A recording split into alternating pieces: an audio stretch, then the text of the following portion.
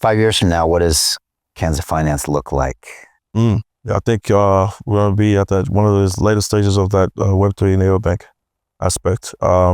Stablecoin utilization, innovative products around stablecoins for yield generation, different access and tools for, like I said, you can do the tokenization of your assets. Let's say you log into your computer, you can digitalize your own, land, and that you have the templates already to scan them, and then they can become an asset.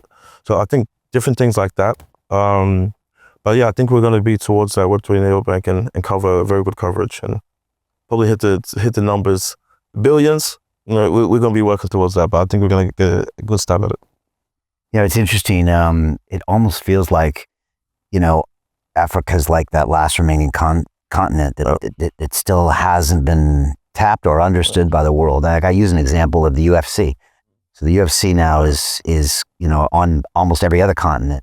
They're building performance institutes in maybe every continent, but it's something that Dana White's like, we have not made it as a business until we've done a main event in Africa, till we have a performance event there. And even though, like a lot of the champions are coming from there, the company's not there yet. Exactly. And I don't know if that's evidence of such a massive opportunity there. Yep. Also an evidence that it's such a complicated opportunity. Yep. It's a continent unlike any other.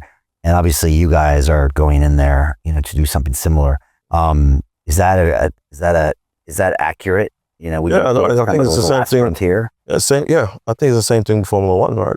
Formula One doesn't have a race in Africa, and I think that's what they want to go to. So I think what we're seeing now is with, like I said, the globalization, obviously the marketing and all these moving parts. I had talking to some FX partners in Africa, and they all follow in Formula One. Obviously, I'm like, hold on, is this the success of the Netflix show, right? So like understanding these stories, it's connected and you're getting a whole new audience. I think I watched the interview with Israel Adesanya talking about UFC in like Lagos and Nigeria. So I think where obviously was it the Rumble and the Jumble like 20, 30, 40 years ago, right? 70s. Yeah, so I think we're right for that.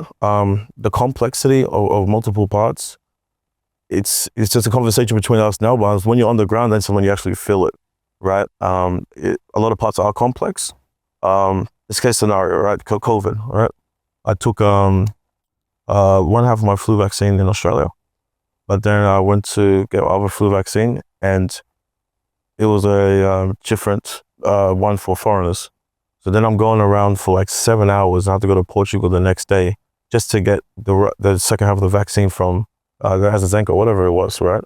And I was just like, hold on, man. I spent my whole day traffic running around 3 different centers just to get the flu vaccine. And it's just like, those are the little challenges that people won't really see. But on the flip side of that, when I look at, this life in general, experience, it builds character, man.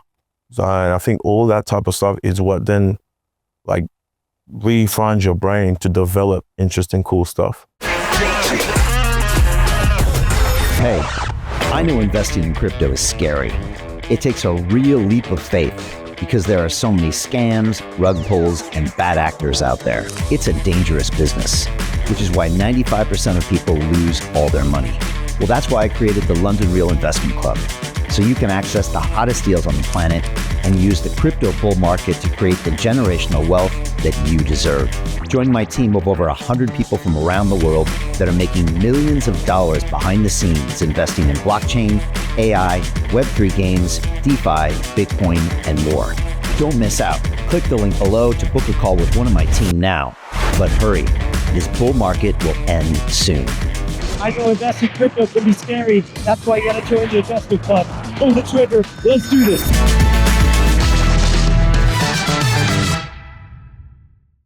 Because you've gone through different challenges that other people haven't. So then you can see things at a different angle. I think from the story we just talked about, I was a network engineer. I learned the finance aspect, for the degen part. Then I had to get in, the TradFi bankers to really build the right products to match the moving parts together. But I think, connecting the dots is one of the biggest parts, and happy about it.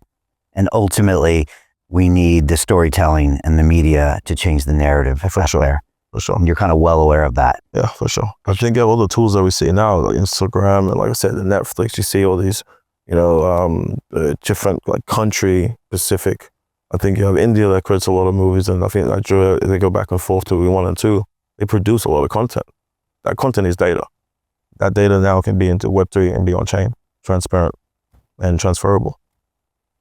Yeah, like the F1 example is a really good example because like I could have cared less about F1, you know, a few years ago. Drive to Survive as well. Yeah. Yeah. And then I'm a fan. now I care. Yeah, I went to the one in Singapore. I was like, first F1 race, took pictures, everything. I think, like that one show now got me into a whole fan, into a whole new genre. I didn't care about it growing up, man. I know. I remember I worked in the city of London for a long time. I took a client to the Monaco Grand Prix.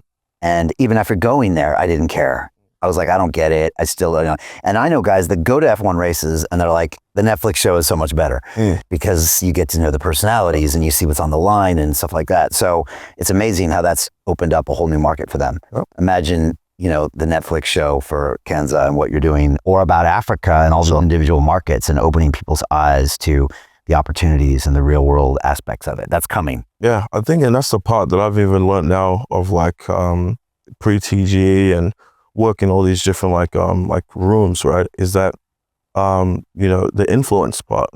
I think, what was that show? Firefest, right?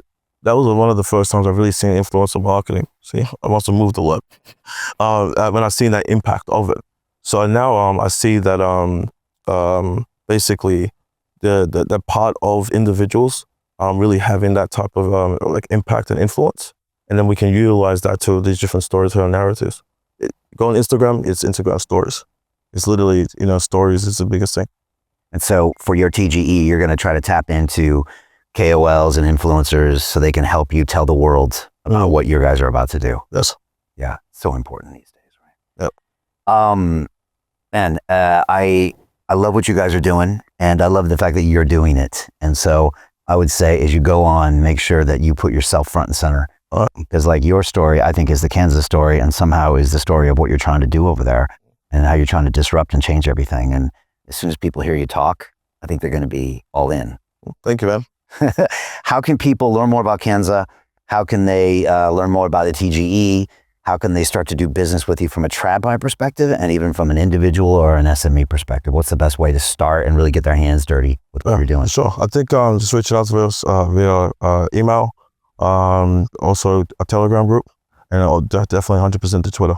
Okay, and what's your Twitter? Are you at Canza? Yeah, at Canza Finance. Right. Canza Finance. Yep. Okay, gotcha. TGE coming up soon. Yep.